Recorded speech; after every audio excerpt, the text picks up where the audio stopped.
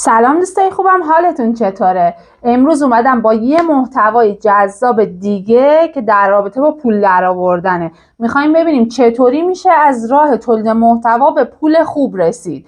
درآمد داشت و حالا به صورت مجازی یا حضوری کار کرد و به درآمد عالی رسید. خب فقط قبلش ممنون میشم اگر جای دیگه اومدی کانال رو سابسکرایب کنی. مرسی اگه زنگوله رو روشن کنی، چون قراره کلی محتوای خیلی عالی برات بسازم که اگه زنگوله رو روشن نکنی با خبر نمیشی. ممنون میشم که حمایتم کنی با لایک کردن و اینکه در انتها دوست دارم نظر سازندت رو بدونم.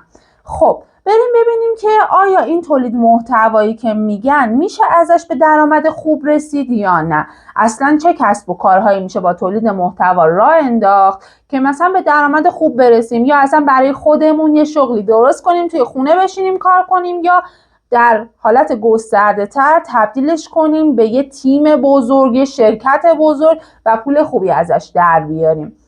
خب حتما میشه، چرا نمیشه؟ قطعا این هم مثل سایر کارها میشه. حالا یکم بستگی به سرمایه داره و یکم بستگی به زمان بیشتری داره برای اینکه بتونین به نتیجه برسین و اصولی کار کردن. هر چیزی با اصولی کار کردن قطعا به نتایج درستی میرسه. من به صورت تیتروار اینجا نوشتم براتون که چیزی از قلم نیفته، بهتون میگم و توضیحش میدم. مورد اول که خیلی خیلی مهمه و میتونه شما رو به درآمد عالی برسونه، ساختن یه آژانس تولید محتوا.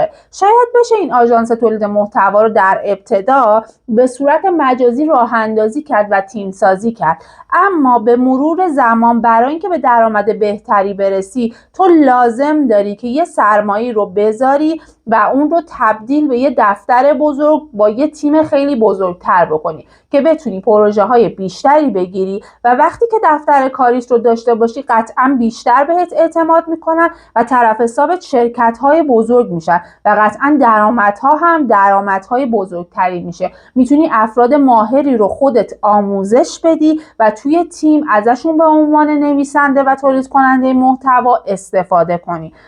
علاوه بر اینکه تو نیاز به نویسنده و یا کارشناس تولید محتوا داری، توی این تیم نیاز به کارشناس سئو، مدیر محتوا داری تا بتونی کنترل کنی فعالیت ها رو و به حالت بهتری از درآمد برسی. این یه موردیه که خیلی عالیه دیگه، در بالاترین حالتش قرار داره و میتونی ازش استفاده کنی. مورد دوم چیه؟ تولید محتوا برای دریافت تبلیغات. بعضیا میخوان با سرمایه کمتری به نتیجه برسن و اینکه کلا امکان حالا یه چیزی مثل آژانس تولید محتوا رو ندارن. میان چیکار میکنن؟ یه بلاگ میزنن توی سایت و شروع میکنم به تولید محتوا. حالا این بلاگ میتونه خبری باشه، میتونه یه سری اطلاعات مفید باشه، حتی میتونه تخصصی تر باشه، مثلا در حوزه آموزش برنامه نویسی باشه، یا مثلا دلنوشته های یه برنامه نویس، یه فرد محتوا نویس یا هر چیزی می نویسن و اونقدر باید این مسئله رو جذاب پیش ببرید تا افراد بیان به شما تبلیغ بدن. توی بلاگتون باید یه پلن هایی، یه بخش هایی برای تبلیغ گرفتن باشه، برای ریپورتاج نویسی باشه تا افراد اون رو رزرو کنن و بهتون تبلیغ بدن تا شما بتونین درآمد کسب کنین از این راه. این راه هم راه خوبیه، فقط باید خیلی هوشمندانه پیش برید تا بتونید تبلیغ بگیرید. یعنی محتوای اونقدر باید جذاب باشه که کلی مخاطب جذب کنید، شما ترافیک سایتتون خیلی بالا باشه تا آدم‌ها اعتماد کنن و تبلیغ بدن به شما. حالا برای پلن ها شما میتونید هزینه‌های متفاوتی در نظر بگیرید و به درآمد خوبی برسید. مورد سوم چیه؟ محتوای VIP یا محتوای ویژه. دیدین بعضی از سایت ها وقتی واردش میشی میگه برای خوندن محتواهای ویژه‌مون باید اشتراک تهیه کنی. حالا این اشتراک طلایی، نقره‌ای، برنزی که مثلا اشتراک طلایی مثلا دسترسی به یک سری چیزهای کامله، نقره‌ای یکم محدودتر میشه، برنزی محدودتر، یا نه مثلا اشتراک 3 ماهه، 2 ماهه، 1 ماهه یا 1 ساله. بابت هر کدوم از این پلن ها هزینه دریافت میشه و فرد باید اون رو بپردازه تا بتونه به اون محتوا دسترسی داشته باشه. اما حواستون باشه این مدل محتوا باید اونقدر قدرتمند باشه که ارزش پول دادن برای خوندنش رو داشته باشه و این محتوا میتونه هم به صورت متنی باشه و هم به صورت ویدیویی، اما جذابیت و تخصص توی این محتوا حرف اولو میزنه. پس باید اونقدر خودت رو قوی بکنی که آدم‌ها برای خوندن این مدل محتوات پول پرداخت کنن. مورد بعدی چیه؟ تو میتونی مهارتت رو در قالب پکیج های آموزشی بسازی، درست کنی و بفروشی. این هم یه راهیه که شما میتونی از طریق تولید محتوا کسب درآمد کنی. این پکیج میتونه ویدیویی باشه، میتونه صوتی باشه، میتونه متنی باشه، بستگی به خودتون داره، ولی باید تخصصی باشه و باید مهارت رو به درستی یاد بده، وگرنه افراد خریداری نمی‌کنن و کار شما پیش نمیره و به درآمد نمیرسید. مورد بعدی چیه؟ مورد بعدی محتوای یوتیوبه.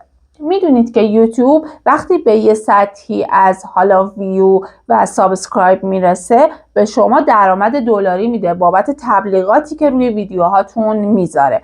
میتونید این راه رو هم امتحان کنید، البته اگه محتوایی برای ضبط دارید. مثلا من تصمیم گرفتم محتواهای آموزشیم رو توی کانال یوتیوب به اشتراک بذارم. خیلی ها محتوای طنزگونه کار میکنن، خیلی ها تحلیل های موبایل و لپتاپ و این مسائل کار میکنن و میتونن از این طریق کسب درآمد کنن، اما این قضیه هم جذابیت میخواد، هم استمرار میخواد، هم امکاناتی میخواد که به هر حال در حد معقول بشه یه ویدیو رو ساخت. مورد بعدی چیه؟ فروش فایل یا فروش تصویر.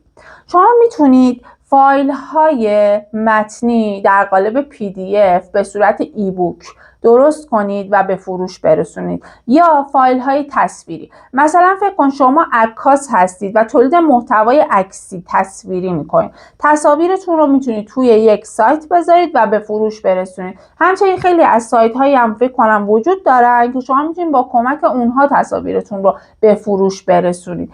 به هر حال راه‌های اینچنینی برای رسیدن به درآمد عالی تو تولید محتوا زیاده. اینها بهترین هاش بود که من گفتم. اگه موارد دیگه‌ای که میدونی و مطمئنی به درآمد میرسه توی تولید محتوا، حتما توی کامنت ها بگو که هم من استفاده کنم هم بقیه دوستامون، چون خیلی خوبه و بهمون راهکار میده. این خیلی عالیه. ممنونم که تا انتها منو همراهی کردی. ممنون میشم کانال رو سابسکرایب کنی، زنگوله رو روشن بکن، لایک یادت نره و کامنت سازندت رو برای من به اشتراک بذار.